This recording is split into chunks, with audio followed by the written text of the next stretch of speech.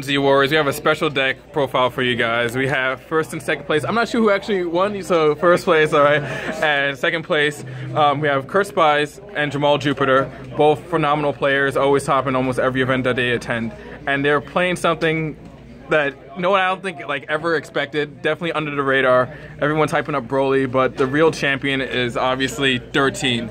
And both are playing the same exact deck. This is Devious 13, first and second place, mirror match. So Devious 13 is a thing. So guys, what do you think about this deck and why Devious 13? I can have whoever goes first. It doesn't matter. He built the deck, so oh, he did. Let him intro. Yeah, I guess the deck was like a lot different when we first built it, like maybe about a week and a half ago or so. Like we had like commands in it and just like a bunch of cards that didn't really do too much. Yeah. But it's even more anger based. Yeah, it was a lot more anger based, right? But even in those games, like playing with him, you can kind of see just like the potential. He's just so explosive and just does so much damage like out of nowhere. Yeah. And we were really trying to figure out like a good way to beat like Broly, because like to us that was like the big boogeyman. Yeah, it was a perfect meta call for sure. I mean, everyone knew about Broly going into it, and you know, it's definitely a scary MP, but it seems like you guys found like the perfect counter, especially Black Devious, because the access to defensive burst on top of like ditching a card from your hand to really just like slow them down a bit, and not to mention like your power on level 3 doesn't like doing 8 stages and a life can really like swing games. So yeah, you just have so many ways to get out of like super sticky situations. You have like 3 black power up, you have the 3 impenetrable defense, like the blinding energy moves. Yeah. Like almost every card in your deck just kind of like shuts down their combats. Yeah, to make sure it doesn't get in there. Awesome. Yeah. It definitely deals with like public enemy #1 really well, but one of the biggest strengths the deck has is it's really good against the cards that people were bringing for Broly. Like a lot of people had cards to kind of end combat or like stop you from kind of going crazy, but this deck doesn't need to at all once you get to level 3. Yeah. Just because it's like constant, like every combat you're going to be losing 4 stages, like which is generally everybody's power up, if not more, and it's just like it's really good at just keeping pressure on it. For sure. It seems like definitely a dangerous deck, so can't wait to just get into it. So for setups, you guys have the 2 VTP for obvious reasons, VTP. 3 black power up, you explained, just to get out of combat situations. Visage, I can understand. Now this right here. Explain. Black Mischievous Drill. So yeah. That card has been great. We originally had kind of brewed up a version that played Villanious empowerments with 1 Smoothness and 1 Mischievous. Yeah, but it's probably too clunky, you felt? Yeah, we just never ended up trying it out, but we just really like Micshevous Drill as a one-of. One of the worst matchups for this deck is Red Roshi, just because the tempo that this deck gains via Android 13's abilities doesn't really matter too much. Like, you can make them skip a couple actions, but they don't really care. They're not really planning on doing much in combat. They just want to block and get back to their turn. Yeah. So that card helps a lot there.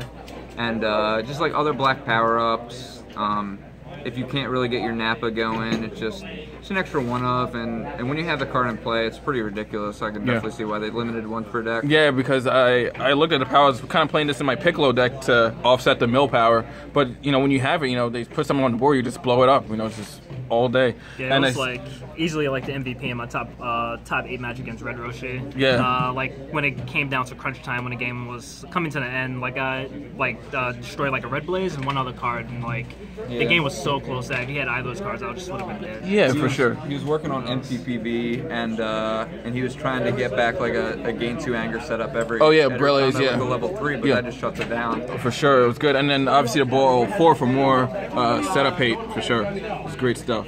Now for your allies, you're running Nappa, 14, 15, and 16. Now why no like 20 or no Ginyu or anything like that? We thought about 20 and kind of just figured it wasn't going to be too important. One of the things with this deck is that all the ally searchers pretty much have to get these 2 guys. Yes. Not always, but you know, probably 8 times out of 10.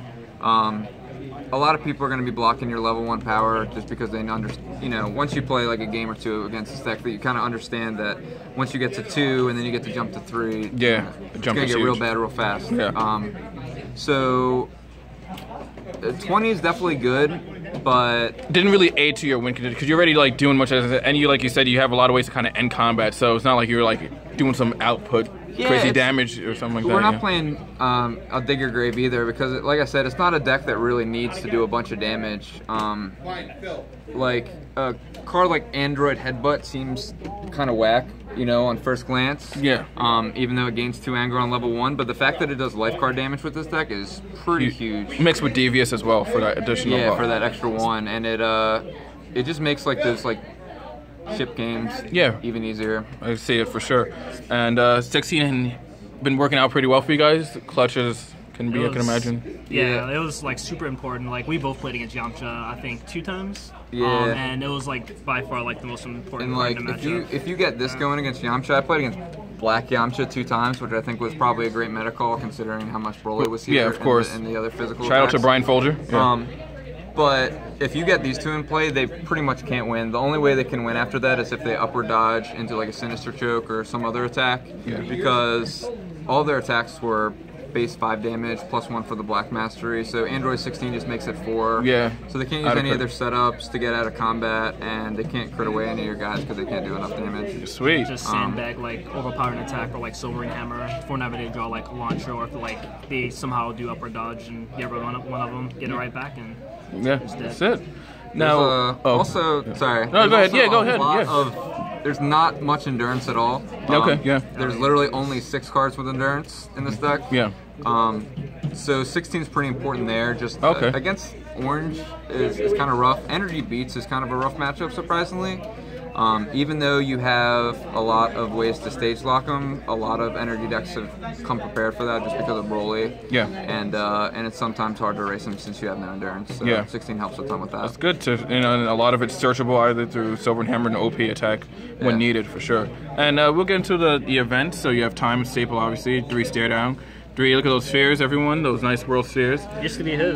Yeah. You know, you're 2-time world. I mean, first of all, like a little sidetrack, but how does that feel, like, to go back to worlds twice? You know, it's awesome, man. I kind of had like a whole summer scheduled. I was like, I got 9th last year, and I was like, I'm pretty determined to do better than that this year, and to make the top cut. And you know, I was expecting a lot tougher journey last year. I lost in top 4 here and had to drive all the way down to Florida. And you won it there, you know. So eventually qualify. But so I mean, it's awesome. It's a huge fucking relief. And you've been topping every event too, so almost like there at the cusp, and you know, just trying to find Luminel. So I'm glad that the persistence definitely paid off. Now with the corruption. Why corruption as opposed to like swipe, since you have less endurance? Did you feel like you needed to anger that much, or? Just didn't really feel like the decks that we needed to prepare for all that much were the energy-based decks, and also corruption just made so many combats just like better because they gave you an action to like banish cards from the top of the deck, or it also gives you an anger whenever you're trying to go for like the anger race. And also it's also a really important card against like the Roshi decks and like some of the Dragon Ball decks. True, like, for sure.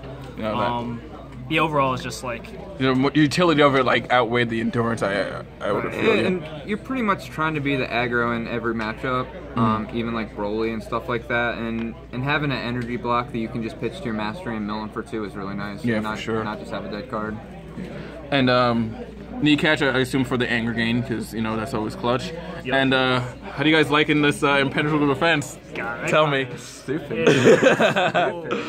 Yeah. I mean, I figured in a Broly match with just swings games because you're at level 3, you know, you drain them for 8 and 1, and then they block and they lose 5, and then, you know, you just end combat or whatever. Yeah, as long as you like sequence things correctly, like you just end up drawing like one of those pieces, like Impenetrable defense with like defensive burst or whatever, and you just like playing your combats around, just like hit them with something, Impenetrable defense, they lose like 5 life cards in combat. Like, it's great, like offensively or defensively. Yeah, it seems like, and then not to mention you can, if you need to get the anger gain, you can pitch it with, I think. Yeah, that's like been a huge thing as well. That's the biggest thing. Yeah. Like, if you draw any overpowering attack or sobering hammer in your first combat and you hit with the level 1, you're probably going to level 2 very quickly. Which means you go to level 3, you know, for sure. Yeah, it speeds the deck up a ton.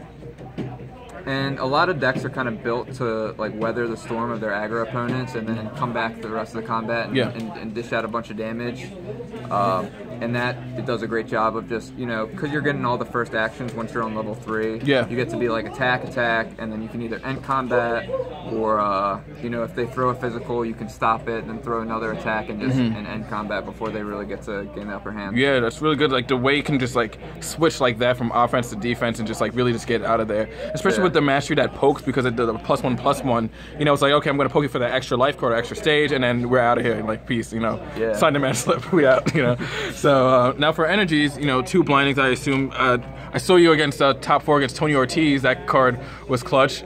Yeah, it kind of goes back to the whole like hit you a couple times and then get out. I mean, I was playing in top 16 against another 13 deck. It was tag team. Yeah, Scott Dashy. And and I drew really well against Scott. Yeah, rest in peace. But there was one combat where I just played a smoothness and I just entered with 3 cards and he used his visiting and I just blinding out of there and you know, just made him waste a card, make him waste some cards off the top of his deck. Yeah. Not to mention, you know, Broly's thing, so just to be able to have another out to it, you know, it's just dangerous in itself, for sure. There was literally a game, like, I think it was like against Red and Rage Broly, where I killed him in literally like 4 turns. I was on level 3, and I just happened to draw like 2 blindings in the course of like 5 turns, and I also had 2 visitings. So I would just literally enter, attack, blinding, visiting, get blinding, attack. Yeah, blinding, you know, that's disgusting. That's like the craziest scenario. Yeah, it's like, it's over. This deck doesn't play many blocks, but it makes up for it by playing a really lame Like I said, it seems like, you know, the utility for sure works out. Now, how is Villanious Powerball working out for you guys? It's the next card on here. It's pretty good. It was good for the metagame that we were expecting, which is a lot of physical. Yeah. It's really, really good against other 13 decks, just because especially the tag team 13 decks, they're just like relying totally on stage damage for the most part. They don't really have Android Headbutts or as many life card attacks, and being able to eat 4 and deal damage is really nice. That's good. And then 3 overpowering attacks, obviously staple to get key cards. You know, Rhoda's good for allies. You know, you know that. You know about that. Now talk about the SS Deadly Bomber. How do you guys like? I know a lot of people weren't playing it. Some people very keen on it. A lot of people don't like it at all. It ended up being like a pretty important cards. Like when you just need to like just sprint from like level 1 to 2 really fast, you can like use that to get back to Android Headbutt, and that's literally just 5 anger right there. You just jump to level 2. Yeah.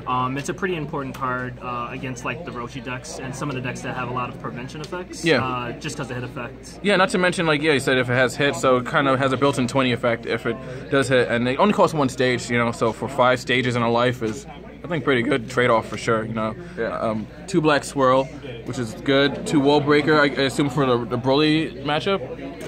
That's Broly, more for like just anything. Yeah, like other 13 decks. Roshi. Yeah. One of the things that I really like in this deck against Roshi, it's a rough matchup, but if you know what you're doing, you can win. Yeah. And if you can Wall Breaker on level 2, which I think is probably one of their worst levels, you can really like. You just need a couple good combats sometimes against that deck. Yeah, it's good. And then 2 Armbreaker. How is Armbreaker working out for you guys so far? I mean, it's pretty solid. It's like not one of the strongest cards in the deck, but it's pretty important still. It's just like another Android card that has endurance. It having a 6 base stage damage is usually pretty good, especially in the Broly matchups, etc., when you don't always have the highest attack table at first. Yeah. And in a Android Mirror is pretty important because if you can like keep them on level 2, you just like gonna crush them. Yeah, not to mention the 7-in-1. You know. It's beefy. It's not one of the best attacks. It's not like a 3 of, but it's a couple extra anger on level 1. And it's not bad. Worth playing. One way that like Broly like wins sometimes can win is if like they can unleash you back down to like level 1 or something in the middle of a combat. Yeah. And that card's if they can like get to level 3. That can really make things rough for you guys. And talk about the Sobering Hammer. It seems like the card's the truth. They're pretty good. The Sobering Hammer getting 14 has been really good. You can hammer for 14 to gain 2 anger off the defense, and that's going to hit for at least 6 stages in a life card once you get 14, and if you have another ally, even more damage. It really speeds the deck up. one of our plans against a lot of control decks is just to try to keep Nappa in play as long as possible, and you can search them up once, they crit them away, you just get them right back, and don't let them get the time they need. Yeah. And how's Insubordination been working out for you guys? Really good. So can you tell us any combos with that card? Or?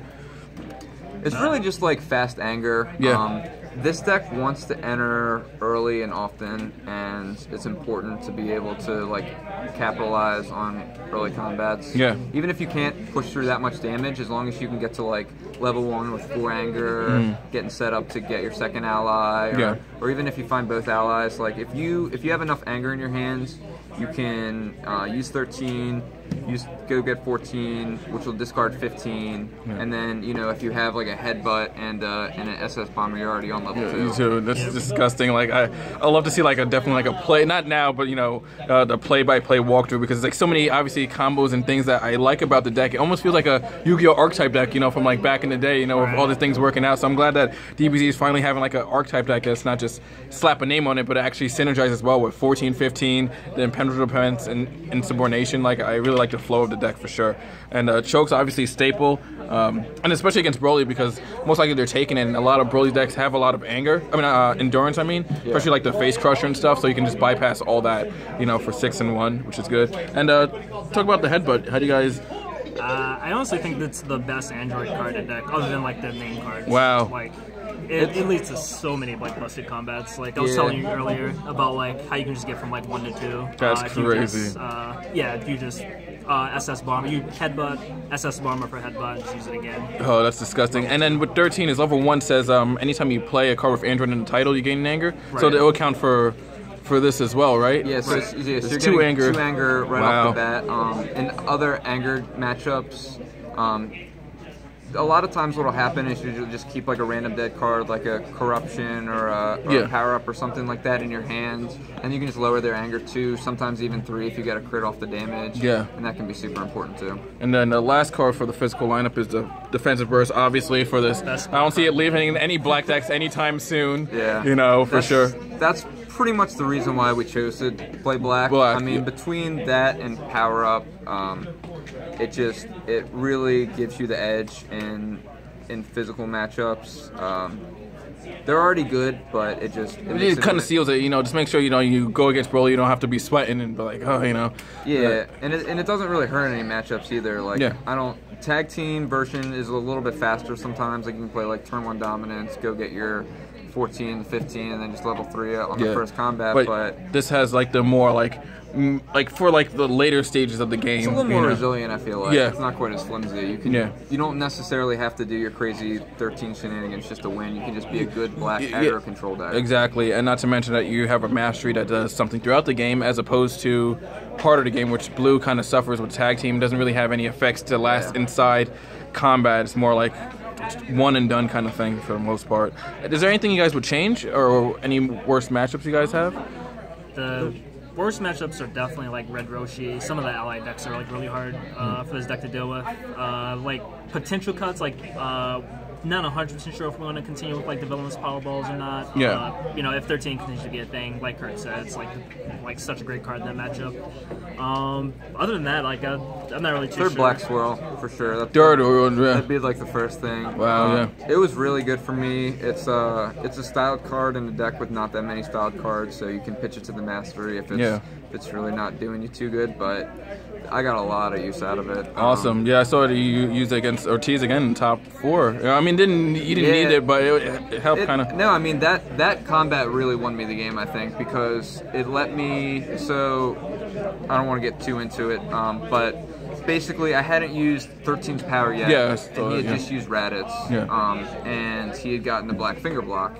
I didn't want to throw the swirl because it was going to level me up, and I really needed to get the second ally so I could level up, but then he ended up using a playful punch, which lowered me down to 2 anger, so I got the black swirl up to 4 anger, get rid of this make his finger block irrelevant, and then use the power, go get my last android level up, and then I kind of just took the game over from there. Nice, for sure. It helps the Roshi matchup a ton because it's just a hard counter to visiting. Later in the game, you can kind of figure out what cards they have to end combat because they really don't have much. They have like time and 2 red retreats, and that's it. And And so if you don't have the sphere and you just want to name red retreat and do a bunch of damage, you can do that. Do that, sweet. Now, I mean, like I said, I also saw, like I said, not a lot of style cards in here. So did that hinder you at all? You know, for you can really pitch for the mastery as much as you like to discard a card from your opponent's hand? I mean, occasionally you want to pitch a card. You're just like, oh man, I kind of wish this card was style. But like in the end, like it didn't end up mattering like too much, you know. Like, yeah, the other cards was powerful enough on their own, and the benefits that the mastery gave you otherwise was. Yeah, I mean, especially if you're going against like Broly or something, the fact that you're ending combat, or if you hit like if a defensive burst lands, you don't really care about discarding a card from your hand because they can't play physical attacks for that combat anyway. So you know, a lot of stuff like that. You usually just end up playing every card in your hand. Yeah, so. That's really good to know. And you know, how did the mirror come down to? Because I didn't have a chance to see it. Was it just you know, we guys probably like goofing around because you guys are sleeping good tonight? No, we tried for sure. Yeah, you tried. Yeah. Kurt had such a crazy combat. He was so dead. Like, so I was on level. Oh. He won, but I was on level 2, and I had Android 14 and 15. Yeah, he had 3 anger, and I was gonna enter combat, go to level 3. Yeah. And then make him lose 4 stages. He had like 2 stages or something, or maybe 0. I had 2 stages on 13. So he used his level 3, drained me for 4. Off the 2 cards I hit a Impenetrable fence. Oh, so that got me to 5 anger, which let me level up. Then I got to use my win entering. Oh. Then I got, so that kind of like evened things up, and I was just able to draw a bunch of Sinister Chokes, and I like drew my time when it was like really convenient. I drew a blinding when it was really convenient. The deck's like really tempo based, and if you keep that in mind. Yeah. Now, what about cards like maybe Defiant Challenge? You think it's probably too wonky, or anything like Black Reflection or anything like that? The Deadly Bomber is definitely good, but it's not totally necessary. Could see you cutting down to 2 or something like that, or obviously. I like 3 just for the explosive factor. But I don't think you need Defiant Challenge to It's also such a like tight list. It's really hard to like kind of cut cards, I think. Yeah, and it's crazy because like only I think 3 energy blocks, you know, which I'm kind of happy to see because you know a lot of people kind of go into certain decks and think like, you know, we have to have a certain number of blocks, a certain number of defense. Joey Walter, everyone. A certain number of blocks and defense cards, but you guys seem like to find like something really good, and you know, being both good players, it paid off in the end. So you guys excited about Worlds? You know, so maybe this again, who knows? But you know, this is pretty good. So any shout outs you want to give? Shout out to Juke. And Juke. And TJ. Yeah. This is our boy right here. We play with him every week, and that's good. That's good. Shout out to Juke because he really built this deck. I mean, I added a couple cards. He didn't have Sinister Chokes in there for some reason, so I'm not sure. We gotta fix that real quick, right? We drove all the way up to New York, you know, without some chokes. Yeah, right. But yeah, I mean, like Juke put in the work with this deck. I was kind of scrambling to find a deck because I couldn't find anything that I liked. That beat Broly consistently, but also wasn't just like a turd when you're not playing Broly. Like, I agree. Because if you just sit there with like a bunch of blocks, then you're just gonna face a deck that's not Broly and get wrecked. You know, stuff like that. Have you played any Namekian? I'm not sure how it does against decks like that. You know, that kind of turtle a lot. We play tested a little bit.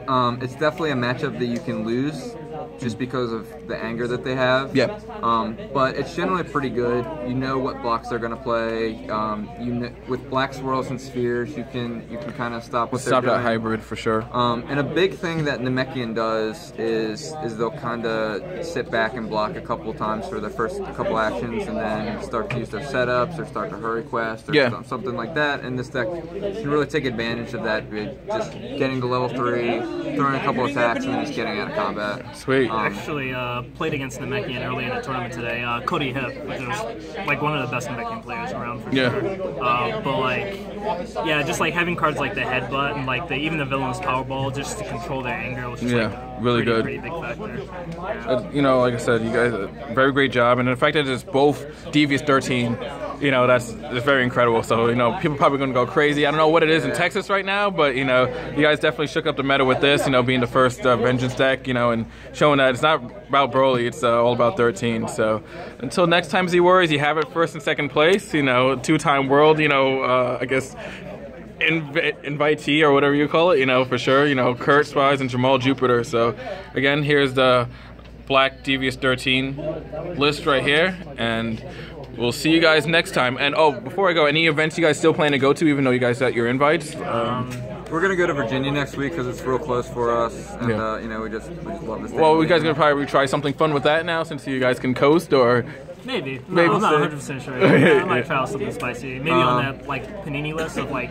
crappy MPs, yeah, we might do like there you go, why not, you know? Like, you guys Radis got top 4 and he got that extra point, so you know, anything can happen. Yeah, anything can happen. Definitely going to be at Gen Con for sure, though. Yeah, and we already booked our Gen Con trip, so you guys are all set, just taking over, you know? So it's good, you know, 2 best friends. It's probably never, like, a pretty good feeling, right? How do you guys feel right now, knowing that, like, you know, you guys are best friends, you guys are both like first and second, you know, it's probably amazing, you know? Yeah, I mean, I'm happy to go to Worlds, but I'm more happy that Jamal gets to go to Worlds because he's just been working as hard as me, if not harder, you know, to really get there. And you know, I kind of took a little bit of a break at the beginning of the year just because there wasn't, you know, like a regionals, you know, with the seasons and everything like that. There's a lot of times not bigger tournaments, but he was just still traveling to tournaments and still trying to grind. That grind has paid off for sure. And obviously couldn't do it without homeboy characters. Yeah. Now, what do you guys think about the set before I conclude? Do you guys love like how the cards are designed and everything like that? You know? Yeah, I love how much it shook up the meta. Honestly, the meta game went from like mostly control decks and control decks trying to beat control decks to just like totally turned upside down. Yeah, out of nowhere, right? Yeah. You know, with all these MPs being very aggro for sure. Did a really good job this year. Good. So, good job, Panini. You guys did something right. So, until next time, Z Warriors, we're signing out, Mr. Waffle.